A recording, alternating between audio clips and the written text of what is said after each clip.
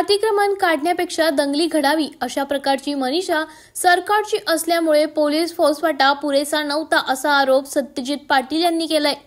ते म्हणाले, जी घटना घडली ती अत्यंत दुर्दैवी आहे।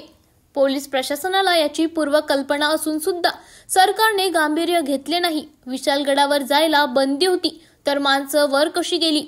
गजापूर गावात अतिक्रमणाचा काहीही संबंध नसताना गावात तोडफोड केली। पहिल्यापासूनच आम्हाला सरकारची भूमिका संशयास्पद वाटते। अतिक्रमण काढायला कोणाचाच विरोध नाही, गडावरील लोकांनी सुद्धा सहमती होती। अतिक्रमण काढण्यापेक्षा दंगल घडावी अशा प्रकारची मनीषा सरकारची असल्यामुळेच पोलीस फौजफाटा पुरेसा नव्हता असा आरोप त्यांनी केलाय। ज्या लोकांचा यात संबंध नाही त्या लोकांचं मोठं नुकसान झाल्याची माहिती त्यांनी दिली आहे। आता ही विधानसभेच्या तोंडावरती अशा प्रकारच्या ह्या घटना घडणे कुठेतरी आहे सरकारचं षड्यंत्र आहे असं मला ते वाटतंय।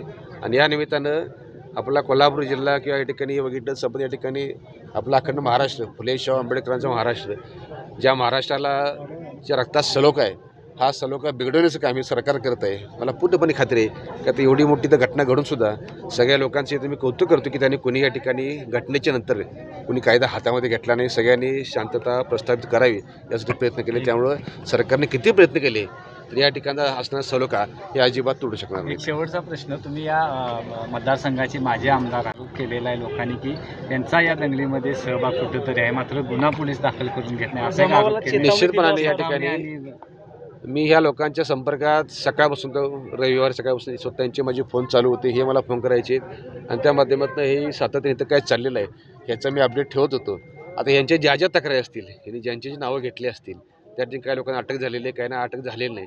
आता आमची थोड्याच वेळ बैठक आमची होणार आहे कलेक्टर साहेबांसोबत, तिथं आम्ही सविस्तर चर्चा करून ह्या लोकांच्या ज्या शंका आहेत ह्या लोकांचे जे आरोप आहेत त्या सगळ्या आरोपाला या ठिकाणी कुठेतरी बळ मिळावं यासाठी आम्ही 100% प्रयत्न करू।